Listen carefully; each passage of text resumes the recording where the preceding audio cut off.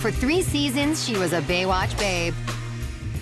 But her love of the water nearly cost the actress her life. Celebrity near-death experience number 22. Brooke Burns takes an ill-fated dive.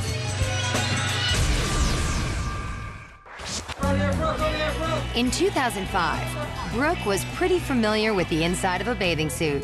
Spent a lot of time, including Baywatch and North Shore, living in Hawaii, which was heaven for me. When not shooting on the beach, the single mother of a young daughter enjoyed spending time in the pool at her LA home.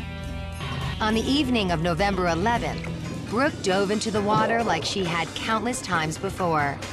I was diving toward the shallow end, and it was nighttime, and so I couldn't quite judge where the slope was from the shallow end to the deep end. I dove in just at the wrong angle and hit my head on the bottom of the pool and sort of did a somersault, I guess.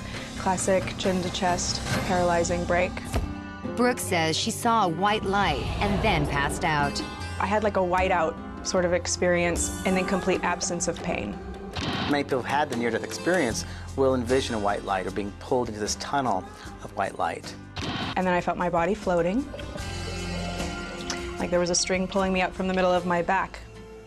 She actually must have flexed her neck like this, very, very dramatically and severely, which crushed the vertebrae in the front. As she came to, Brooke realized something wasn't right.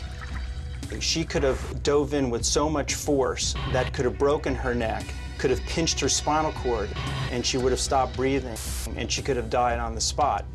Luckily, a firefighter friend was visiting that night. He said, "Don't move," and I had the wherewithal to get a towel, soak a towel, and wrap it around my neck so that I was immobilized, and float me on the top stair of my pool, and didn't try to get me out. Brooke's friend called 911.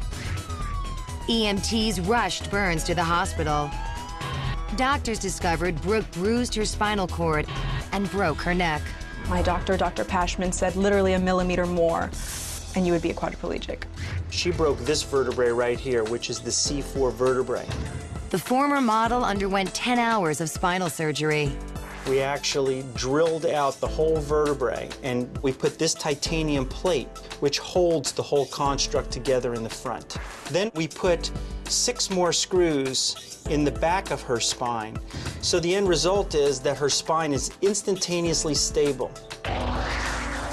My surgery didn't go exactly according to plan. I guess 11 hours later, I hadn't woken up yet and was having problems coming out of the anesthesia. It turned out that she had had a drug reaction to one of the medicines that was given during surgery.